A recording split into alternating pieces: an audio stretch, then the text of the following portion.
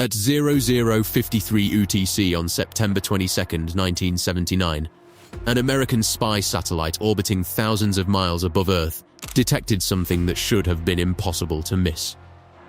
Two sudden flashes of light. A flash, followed by another. The signature was so familiar that the satellite had been specifically designed to recognize it. A nuclear explosion. But this time, there was a problem.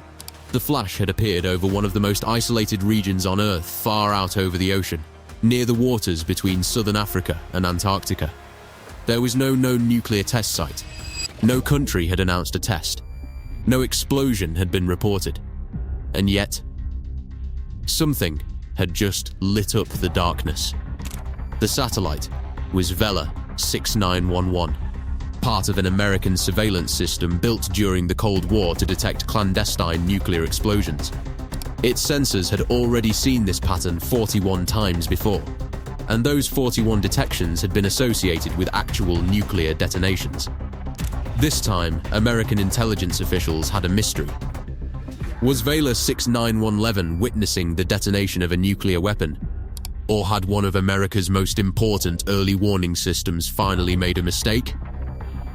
This is Dark Atlas.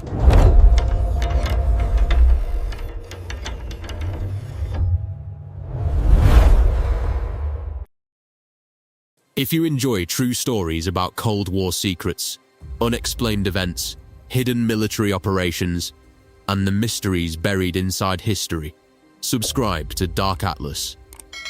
And if you have a theory about what Vela detected, leave it in the comments.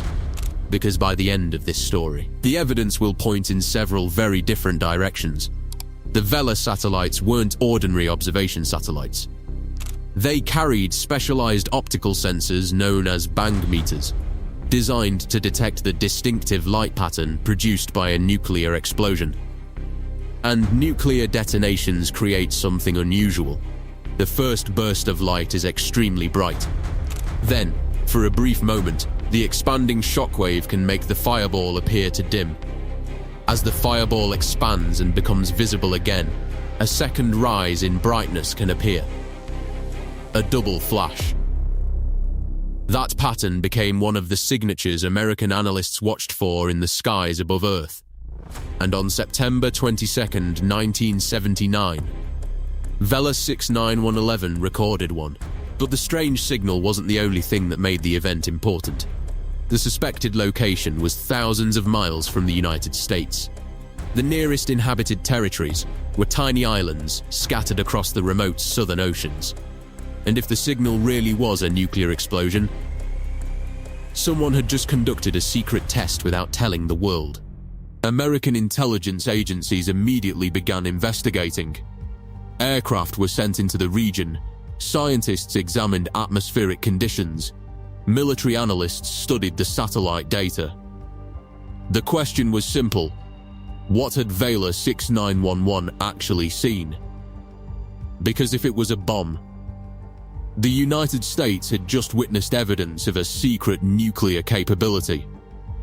But if it wasn't, then something had fooled a satellite that had correctly identified dozens of nuclear explosions before. And that second possibility was almost as disturbing. Because either a hidden nuclear test had taken place, or America's system for detecting one had just failed in a way no one fully understood. And the deeper investigators looked, the stranger the evidence became. The first problem was the satellite itself.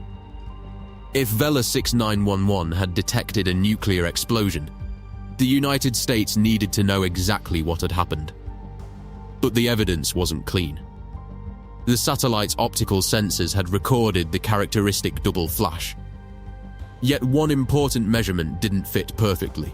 The intensity and timing of the signal created questions about whether the sensors had actually seen a nuclear detonation. And that uncertainty became the center of the investigation. American scientists began searching for something else. Evidence on the ground. If a nuclear weapon had exploded over the ocean, it should have left traces behind. So investigators looked toward the atmosphere. They examined radioactive material, They searched for unusual disturbances, and they looked for signals that could confirm what Vela had seen. One of the most intriguing pieces of evidence came from Arecibo Observatory in Puerto Rico. Scientists studying the upper atmosphere found an unusual disturbance around the same period. By itself, it wasn't proof of a nuclear explosion, but combined with the satellite detection, it made the mystery harder to dismiss. Then came another clue. Hydroacoustic monitoring stations detected signals consistent with a powerful event somewhere in the southern oceans. Again, it wasn't a smoking gun. But now the United States had several pieces of evidence pointing towards something physical happening in the region. Then there was the radioactive evidence. Australian scientists later reported detecting iodine-131, a radioactive isotope associated with nuclear fission, in environmental samples. If the findings were connected to the September 1979 event, they could provide one of the strongest clues that a nuclear explosion had actually occurred. But there was a problem. The evidence was not definitive.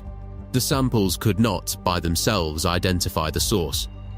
And every new clue seemed to raise another question. If this really was a nuclear test, who had conducted it? At the time, one country immediately attracted attention. South Africa. South Africa had maintained a secret nuclear weapons program during the Cold War, and its geographic position made the Southern Oceans a plausible location for a clandestine test. But South Africa wasn't the only possibility. Investigators also examined the possibility of Israeli involvement. The idea of a South African-Israeli nuclear cooperation agreement had circulated for years, but there was no public evidence that definitively established that either country had conducted the Vela event, and Washington faced an uncomfortable problem. If the United States publicly declared that a nuclear test had occurred, it could trigger a major international crisis. But if officials denied the event, they would have to explain why an American nuclear detection satellite had apparently recorded exactly the kind of signal it was designed to find. So the evidence went into a much deeper investigation. Eventually, President Jimmy Carter's administration commissioned a scientific panel to examine the detection. The panel was led by physicist Jack Ruiner, and its conclusion would completely change the story. After examining the satellite data and competing explanations, the panel concluded that the event was probably not a nuclear explosion. One proposed explanation was extraordinarily strange. A small object, perhaps a micrometeoroid, could have struck the satellite and produced the optical signal. The mysterious double flash might not have come from a bomb at all. It might have come from space. For American officials, that explanation offered an escape from an explosive political problem. But there was one problem with the conclusion. Not everyone agreed. And some of the evidence was pointing in exactly the opposite direction. Because if Vela had not seen a nuclear explosion, why were so many other instruments behaving as if something had happened? The Ruiner panel had given the world an answer. Probably not a nuclear explosion. Perhaps a micrometeoroid. Perhaps an unusual interaction with the satellite itself. The mystery should have ended there. But it didn't. Because other evidence refused to disappear. Years after the 1979 event, scientists continued examining what had happened in the Southern Oceans. One of the most important questions was simple. If Vela had seen a nuclear explosion, where was the radioactive evidence? Investigators found pieces of evidence that pointed in different directions. Some atmospheric and hydroacoustic observations were consistent with a physical explosion. Australian researchers also reported detecting iodine-131, a radioactive isotope associated with nuclear fission. None of these findings by themselves could identify who was responsible, but together they kept the nuclear explanation alive. Then, decades later, scientists returned to the original Vela data with better analytical methods. The famous double flash was examined again, and some researchers argued that the characteristics of the signal were more consistent with a nuclear explosion than the original panel had concluded. The debate had come full circle. The satellite that had been designed to detect nuclear tests had seen something that looked remarkably like one. The scientific panel had said it probably wasn't. Other evidence suggested that something explosive may have happened, and later analysis again strengthened the nuclear interpretation. But there was still one question that no satellite, laboratory, or intelligence report could completely answer. Who did it? South Africa had the capability and the motive to attract suspicion. Israel had its own undeclared nuclear capability and strategic reasons for preventing hostile states from developing nuclear weapons. A possible South African-Israeli connection has been debated for decades, but suspicion is not proof. No government has publicly accepted responsibility for the event, and no publicly available evidence has conclusively established who detonated a weapon, if a weapon was detonated at all.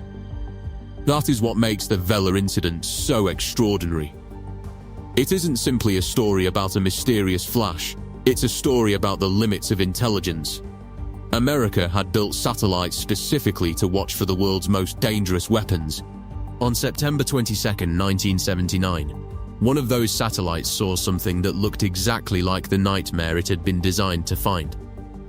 And then the evidence began pulling the story in opposite directions.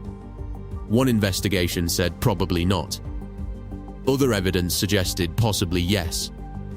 Decades later, scientists were still arguing over the same signal. We may never know exactly what happened over that remote stretch of ocean. But the Vela Incident left behind something more unsettling than an answer. It showed that even during the Cold War, when satellites watched the skies, sensors monitored the oceans, and intelligence agencies tried to see everything, there were still events powerful enough to appear in the data, and mysterious enough to disappear from history. Sometimes the greatest secrets aren't the ones nobody discovered. They're the ones everyone saw, but nobody could prove. This is Dark Atlas. If you enjoyed this documentary, subscribe to Dark Atlas for more forgotten mysteries, secret Cold War operations, hidden history, and extraordinary events that changed our world. And tell us in the comments, what do you believe Vela 6911 detected that night?